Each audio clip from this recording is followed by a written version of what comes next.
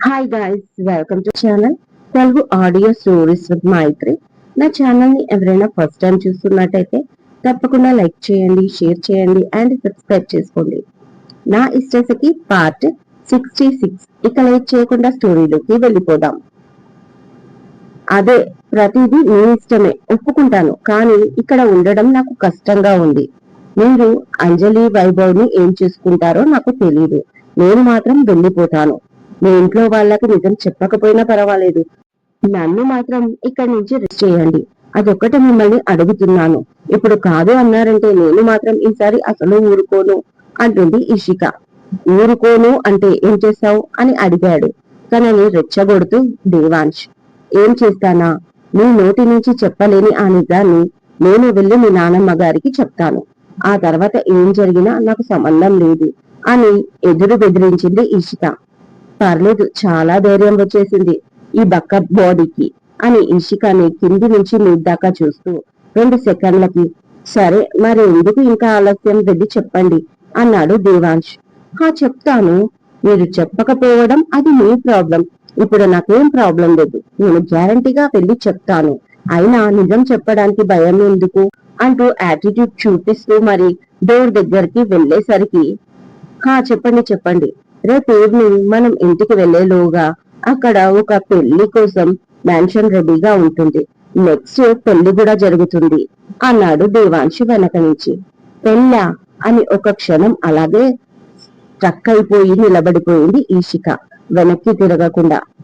ఆ పెళ్లికి నాకు కూడా ఎలాంటి సంబంధం లేదు. తర్వాత నన్ను ఎవరు ఏమీ అనకూడదు అని దేవాంశ్ అనగానే అతను ఏం మాట్లాడుతున్నాడో అర్థం కాని ఈషిక వెనక్కి తిరిగి అనుమానంగా చూసింది. ఎవరికబ్బా పెళ్లి అని మనసులో అనుకుంటూ. ఎందుకు ఇషిక ఆగిపోయారు? వెళ్ళండి. ఉన్న నిజాన్ని నిర్భయంగా మా నాన్నమ్మకి చెప్పండి. టుమారో మార్నింగ్ ఎలాగో ఇక్కడి నుంచి బయలుదేరుతున్నాం. ఇక మన మా మెన్షన్ కి వెళ్ళగానే అక్కడ అన్ని ఏర్పాట్లు జరిగి మండపం రెడీగా ఉంటుంది పెళ్లి జరగడానికి. వెంటనే పెళ్లి కూడా జరిగిపోతుంది. నాకు తెలిసి మనం కలిసి సెలబ్రేషన్ చేసుకునేది ఈ పెళ్ళే. ఇదే చివరిది అయ్యుండొచ్చు కూడా ఇషిక. ఎందుకంటే ఆ తర్వాత నేను లైఫ్ నుంచి ప్లస్ మెన్షన్ నుంచి కూడా వెళ్ళిపోతున్నావు కదా అన్నాడు సాడ్ గా ఫేస్ పెట్టుకుని దేవాంశ్. ఒక నిమిషం, నువ్వు నా లైఫ్ నుంచి వెళ్ళిపోతున్నావు కదా అనే మాట ఈషిక గుండెలో పుచ్చుకుంది.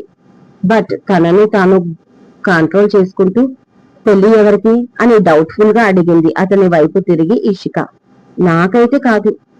ఎక్కడ నువ్వు నిజం చెప్తావో అని నేను ఇక్కడ రెండో పెళ్లికి రెడీ అయ్యాను అనుకుంటున్నావేమో. అలాంటిదేమీ లేదు. కాకపోతే 3 నెలల తర్వాత జరగాల్సిన వైభవ్ కరిష్మాల పెళ్లి రేపు మార్నింగ్ మెన్షన్ కి వెళ్ళగానే జరుగుతుంది. నువ్వు నిజం చెప్తే నానమ్మ తట్టుకోలేదు కదా. ఆ టాపిక్ డైవర్ట్ చేయడానికి ఇంట్లో శుభకార్యం జరిగితే నానమ్మ కొంచెంలో కొంచెం రిలీఫ్ గా ఫీల్ అవుతుందని ఇప్పటికిప్పుడు నీ కోసం మళ్ళీ సారీ మా నానమ్మ కోసం ఇలా ప్లాన్ చేస్తున్నాను. ఇంతకీ నువ్వు వెళ్ళి చెప్తున్నావా లేదా అని అడిగాడు దేవాంశ్. అంతే, ఇషికకు వల్లంతా చెమటలు వచ్చేశాయి. దేవాంశ్ ఏదైనా అనుకున్నాడు అంటే అది చేసి తీరుతాడు. అనవసరంగా ఇతన్ని రెచ్చగొడుతున్నానా ఏంటి అని అలాగే వెనక్కి వచ్చి సోఫాలో కూలబడింది ఈషిక. ఏంటి ఇప్పుడు మీరు నన్ను బ్లాక్మెయిల్ చేస్తున్నారా అని అడిగింది కొన్ని క్షణాలకి ఈషిక. మీకు అలా కూడా అనిపిస్తుందా? ఓకే, మీ అమూల్యమైన అభిప్రాయాన్ని నేనెందుకు కాదంటాను. సరే, మీ తృప్తి కోసం కాసేపు అలాగే అనుకో అన్నాడు దేవాంశ్ ల్యాప్టాప్ చేతిలోకి తీసుకుంటూ. But this is not correct. మీరు ప్రతిసారి నన్ను ఇలా బ్లాక్మెయిలింగ్ చేయలేరు, అర్థమవుతుందా అని ఈసారి గట్టిగా అరిచేసరికి అసలు మీ ఉద్దేశం ఏంటి మిస్టర్ మిత్తల్? మీ టార్గెట్ ఏంటి? నాకు అర్థం కావట్లేదు. అంజలి దొరికింది కదా, మీరు చూసుకోండి. మధ్యలో నన్నెందుకు టార్చర్ చేస్తున్నారు? ప్రతిసారి మీ డామినేషన్ ని నేను బేర్ చేయలేకపోతున్నాను. మీకు జరిగిన నష్టానికి నాకు నా తమ్ముడికి సంబంధం లేదు. మీకు దండం పెడతాను, నన్ను వదిలేయండి అంటుంది 2 చేతుల్లో ఎత్తి చాలా అసహనంగా ఈషిక. ఇష్టా, నువ్వు నన్ను చాలా తప్పుగా అర్థం చేసుకుంటున్నావు. నేను మీ నుంచి ఏదో ఆశిస్తున్నాను, కానీ మీరు మాత్రం నాకు దండాలు పెడుతున్నారు. నాట్ కరెక్ట్ అన్నాడు నాటీగా దేవాంశ్. ఏంటి, మీకు కామెడీగా ఉందా నన్ను చూస్తే? సీరియస్ గా అడిగింది ఇషిక. నో, అస్సలు లేదు. కావాలంటే మీరు నా ఫేస్ చూడండి, నేను అస్సలు స్మైల్ చేయడం లేదు అన్నాడు దేవాంశ్ అంతే సీరియస్ గా. ఓకే, అర్థమవుతుంది, నాకంతా అర్థమైంది. నీలో ఒక సైకో ఉన్నాడు అంటూ పైకి లేచి అతనికి వేలు పెట్టి చూపించింది. మరి అవునా, నువ్వన్నావంటే అది నిజమే అయ్యి ఉంటుంది. ఎంతైనా నన్ను నీ అంతా ఎవరూ అర్థం చేసుకోలేరు ఇషిక. నన్ను అర్థం చేసుకునే పర్సన్ దొరికినందుకు నేను చాలా లక్కీ అన్నాడు దేవాంశ్ కూడా ఏమాత్రం తగ్గకుండా. తనను చాలా ఇరిటేట్ చేశాడు ఆ మాటతో. ఇక వెంటనే కోపంగా అక్కడి నుంచి బాల్కనీలోకి వెళ్లిపోయింది ఈషిక. ఇక చాలాసేపు అక్కడే ఉండిపోయింది. దేవాంశుతో మాట్లాడకూడదు అని చాలా గట్టిగా అనుకుంది. వర్క్ చేసుకుంటున్న అతనికి ఏదోలా అనిపించింది. ఇంట్లో ఉన్నప్పుడు కొద్దిసేపటికి తనని చూడడం అతనికి అలవాటుగా మారింది. ఆఫీస్ లో ఉన్నప్పుడు కూడా తనే గుర్తొస్తుంది. ఇప్పుడేమో దూరంగా వెళ్తాను అని తను అడిగింది కదా అని అక్కడికి పంపేయలేడు కదా, అది అతని ప్రాబ్లం. అలా అని అతని మనసులో ఉన్నది ఆమెకి చెప్పలేకపోతున్నాడు. ఆమె మీద అతని ఫీలింగ్ ఎలా ఉందో ఆమెకు కూడా అలాంటి ఫీలింగే కలగాలి అనేది అతని ఇంటెన్షన్. బట్ ఇషిక పిచ్చి పిల్ల, అర్థం చేసుకోవట్లేదు. అసలు ఇషికాని ఎలా దారికి తెచ్చుకోవాలో ఏంటో అనుకున్నాడు దేవాంశ్. ఈలోపు రాకీ అక్క అక్క అని ఇషికాని పిలుస్తూ వాళ్ళ గదిలోకి వచ్చాడు. ఈ ఐడియా చాలా బాగుంది, వర్క్ అవుతుందా అని సీరియస్ గా అడుగుతుంది పద్మజ. 100% అవుతుంది వదినా. నాకు ఈ విషయంలో హెల్ప్ చేసేవారు లేక ఇన్ని రోజులు సైలెంట్ గా ఉన్నాను. కానీ ఇప్పుడు నువ్వు నాకు తోడు అయితే మనం దీన్ని బ్రహ్మాండంగా వర్కౌట్ చెయ్యొచ్చు అంటుంది షర్మిల. ఆ అక్క చెల్లెళ్ళు ఈ ఇల్లుని నా కొడుకుని వదిలేయడానికి ఏం చేయడానికైనా నేను సిద్ధమే. చెప్పు, దీన్ని ఎలా అమలు చేద్దాం అడిగింది పద్మజ. వెంటనే తన చెవిలో ఒక విషయం చెప్పింది షర్మిల. అది విని అది ఎలా సాధ్యమవుతుంది, మాది వేరే కంపెనీ కదా అంటుంది పద్మజ. కరెక్టే వదినా, హరి అనేది వేరే కంపెనీయే, నాకు తెలుసు. ఇప్పుడు నా కూతుర్ని నీ కొడుక్కి ఇస్తున్నారు కదా. నిన్న నైట్ వెళ్ళి డ్రింక్ చేస్తూ కట్నం కింద నీ కొడుకుకి ఏం కావాలి అని యోగి అడిగాడంట హరి అన్నయ్యని. దానికి అన్నయ్య, నువ్వేంటి బాబా కొత్తగా నాకు కట్నం ఇచ్చేది, నా చెల్లెల్ని ఎప్పుడో ఇచ్చాను కదా, ఆ హోదా మీకు ఎప్పటికీ తగ్గదు, కావాలంటే నువ్వే అడుగు, నాతో అయ్యింది చేస్తా అని హరి అన్నయ్య ఆఫర్ ఇచ్చాడంట. దాంతో యోగి దేవాంశ్ కొత్తగా ఏదో కంపెనీ పెడుతున్నాడు, అందులో షేర్స్ కొనమని అన్నయ్యకి ప్రపోజల్ పెట్టాడంట. దానికి హరి అన్నయ్య హ్యాపీగా ఒప్పుకొని 13 కోట్లు ఇన్వెస్ట్ చేయబోతున్నాడు అని నాకు తెలిసింది. ఏంటి, మీకు ఈ విషయాలు ఏవీ తెలియవా అడిగింది షర్మిల. తెలీదు షమ్మి, నాకు బిజినెస్ విషయాల గురించి అసలు ఇంట్రెస్ట్ లేదు. భర్త 10 రూపాయలు తెచ్చినా 10 కోట్లు సంపాదించినా మన ఆడవాళ్ల పని ఇల్లు పిల్లల్ని చూసుకోవడమే కదా, నేను అదే ఫాలో అవుతాను అంది పద్మజ. అవునా వదినాను, చాలా గ్రేట్ అంది షర్మిల. ఏమో షమ్మి, నాకు అదంతా తెలియదు. నాకు కావాల్సింది నా కొడుకు, నా బంగారు కొండ. ఏ రాక్షసి ఒడిలో పడకుండా మంచి అమ్మాయిని పెళ్లి చేసుకొని పిల్ల పాపలతో హ్యాపీగా ఉండాలి అంతే అంటుంది పద్మజ. నాది అదే కోరిక కరిష్మా. నా తల్లి గారి పెద్ద ఇంట్లో పెద్ద కోడల్లాగా ఉండాలి అనుకున్నా, కానీ అదే ఇంటికి ఇప్పుడు చిన్న కోడలవుతుంది అంటుంది బాధగా షర్మిల. వెంటనే పద్మజ, షమ్మి నిన్నొక మాట అడుగుతాను, ఏమీ అనుకోకు. నీకు ఈ పెళ్లి ఇష్టం లేకపోతే నేను కరిష్మాని నా కొడుకుకు చేసుకోను. నీకు నచ్చిన చోట తన పెళ్లి చెయ్యి, ఎవరొద్దన్నారు? మన పిల్లల మీద మనకు ఆ మాత్రం హక్కు లేదా? పద్మజ అనగానే వెంటనే పద్మజ పట్టుకొని, నిజంగా నా చిన్నదినా అంది షర్మిల సంతోషంతో ఉబ్బు తబ్బిబ్బైపోతూ. నిజం చెప్తున్నాను, నేను కూడా ఈ పెళ్లి అనే న్యూస్ విని షాక్ లోనే ఉన్నాను. ఎందుకంటే మనం ఎప్పుడు అనుకోలేదు కదా, సడన్ గా మనం కలిసేసరికి వెంటనే షాక్ కొట్టినట్టు అవ్వదు.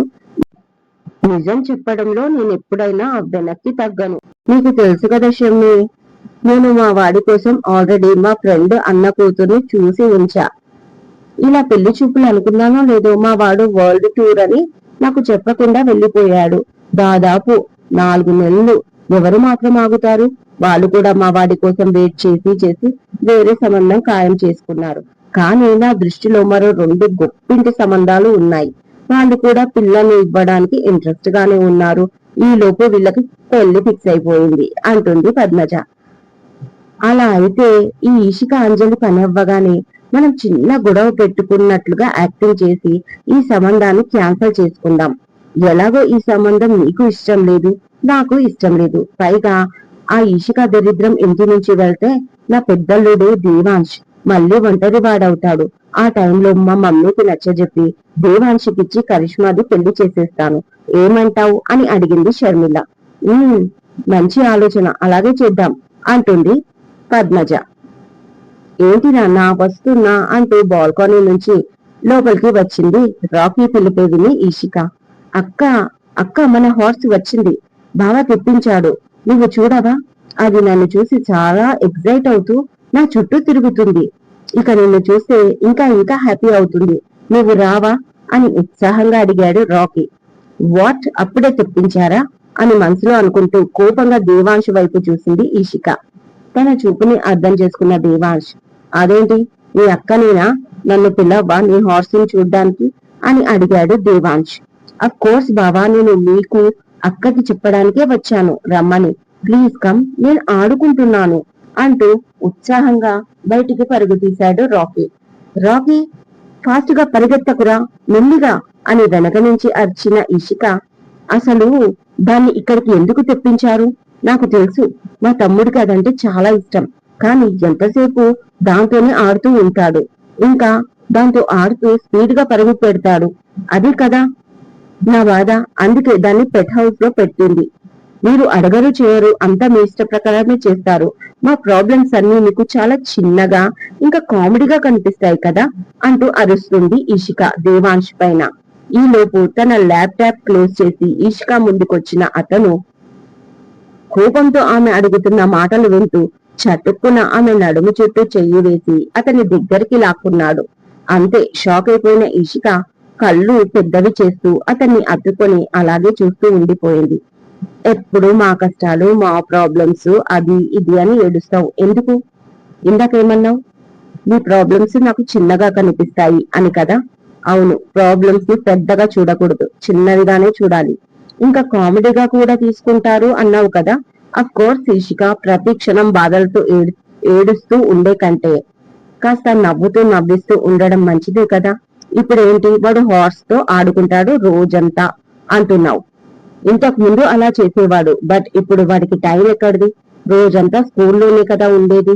ఈవినింగ్ టైంలో కొద్దిసేపు ఆడుకుంటాడు. ఇదివరకంటే నువ్వు ఆఫీస్ లో ఉమా ఆంటీ ఒక్కరే తనని కనిపెట్టుకుని ఉండేవారు, బట్ ఇప్పుడు అలా కాదు. ఇక్కడ అడుగడుగున పని వాళ్ళు ఉన్నారు ఒక కంట కనిపెట్టడానికి. ఇంకా ప్రాబ్లం ఏంటి అని ఆమె కళ్ళల్లోకి చూస్తూ అడిగాడు దేవాంశ్. ఆమె కూడా అతని కళ్ళల్లో లీనమై అతని మాటలు వింటూ ఉండిపోయింది. ఏంటి ఇషిక, కష్టాలన్నీ నాకే అన్నట్లు మాట్లాడతావు? ఇది వరకు అలా ఉండేదేమో, బట్ ఇప్పుడు మాత్రం నీ కష్టాలు నావి కావా అంటూ ఆమెను హత్తుకున్నాడు. ఈషిక కూడా అతని మాయలో పడిపోయి అతన్ని 2 చేతులతో చుట్టేసి మరీ కళ్ళు మూసేసుకుంది. కొన్ని క్షణాలు అలాగే ఉండిపోయారు ఇద్దరు, ఒకరి కౌగిట్లో మరొకరు. కాసేపటికి దేవాంశ్ ఫోన్ మోగడంతో ఈ లోకంలోకి వచ్చారు. వెంటనే ఇషిక అతన్ని వదిలించుకొని దూరం జరిగింది. అతను చిన్నగా స్మైల్ చేస్తూ తన ఫోన్ చేతిలోకి తీసుకున్నాడు. మై గాడ్, సడన్ గా నాకేమైంది? ఆయన్ని హలా హక్ చేసుకున్నాను. ఏంటి, ఏమైంది ఇషిక నీకు? నిన్ను నువ్వు ఆ మాత్రం కంట్రోల్ చేసుకోకపోతే ఎలా అని తనలో తానే ప్రశ్నించుకుంటూ గిల్టీ ఫీల్ అవుతూ దేవాంశ్ వైపు చూసింది. అతను ఫోన్ లో ఏదో బిజీగా మాట్లాడుతూ ఉన్నాడు. బాబోయ్, ఈయన కాల్లో ఉన్నారు, ఇప్పుడే వెళ్ళిపోతాను, లేకపోతే నాతో ఆడుకుంటాడు అని ఇషిక బయటికి వెళ్తూ ఉండగా కాల్ కట్ చేసిన దేవాంశ్, ఇషిక 1 సెకండ్ నీతో మాట్లాడాలి అంటూ ఆమె దగ్గరికి వచ్చి, నీ స్ట్రెస్ తగ్గింది కదా, మరి నాది అన్నాడు. ఆ మాట అర్థం కాక అతని వైపు కన్ఫ్యూజ్ గా చూస్తూ ఉంది ఇషిక. అంటే అన్నట్లుగా దేవాంశ్ తన దగ్గరికి వచ్చి, బాగా స్ట్రెస్ గా ఫీల్ అయినప్పుడు తనకు ఇష్టమైన వారిని, అంటే మనకు ఎదురైన ప్రతి ఒక్కరిని కాదు, వైఫ్ లేదా లవర్ ని గట్టిగా హక్ చేసుకుంటే స్ట్రెస్ తగ్గుతుందంట. ఎక్కడో చదివాను, ఇందాక ప్రాక్టికల్ గా చూశాను. Is working. కావాలంటే చూడు, ఇందాక నువ్వు అంత కోపంలో ఉన్నావా? జస్ట్ నేను వన్ హగ్ ఇవ్వగానే అన్నీ మర్చిపోయి కొత్త ఉత్సాహంతో బయటికి వెళ్తున్నావు అని తనని టీజ్ చేశాడు Devansh. No Mister Mittal, your wrong. అలాంటిదేమీ జరగదు. నేను ఇందాక ఎంత కోపంలో ఉన్నానో ఇప్పుడు అంతే కోపంగా ఉన్నాను అంటుంది అతన్ని రాంగ్ గా ప్రూవ్ చేయడానికి. అవునా? అయితే ఇది అందరి విషయంలో జరగకపోవచ్చు, బట్ కొందరి విషయంలో పాసిబుల్ అవుతుందంట. సో ఇప్పుడు నేను స్ట్రెస్ గా ఫీల్ అవుతున్నాను. So can you give me A hug అని దేవాంశ్ అడిగాడు. వాట్ మిస్టర్ మిత్తల్, ఏం మాట్లాడుతున్నారు మీరు? ఒక అమ్మాయితో మాట్లాడాల్సిన మాటలా ఇవి అని ఆశ్చర్యంగా నోరు తెచ్చి అడుగుతుంది Ishika. What non sense. Hug అమ్మాయిని అడగక అబ్బాయిల్ని అడగాల? సారీ, నేను ఆ టైపు కాదు అన్నాడు చాలా సీరియస్ గా దేవాంశ్. ఆ మాటకి ఇషికాలో ఉన్న కోపమంతా ఒక్కసారి ఎగిరిపోయి నోటికి చెయ్యి అడ్డు పెట్టుకొని మరీ గట్టిగా నవ్వేసింది. తన నవ్వుని చూస్తూ ఉండిపోయాడు దేవాంశ్. ఇదండి ఇవాళటి ఎపిసోడ్. ఈ ఎపిసోడ్ మీకు నచ్చినట్టు అయితే నాకు కామెంట్ లో చెప్పండి. అలాగే లైక్ చేయండి, షేర్ చేయండి, హైప్ ఇవ్వండి, సబ్స్క్రైబ్ చేసుకోండి నా ఛానల్ ని. మరొక మంచి ఎపిసోడ్ తో మీ ముందు ఉంటాను.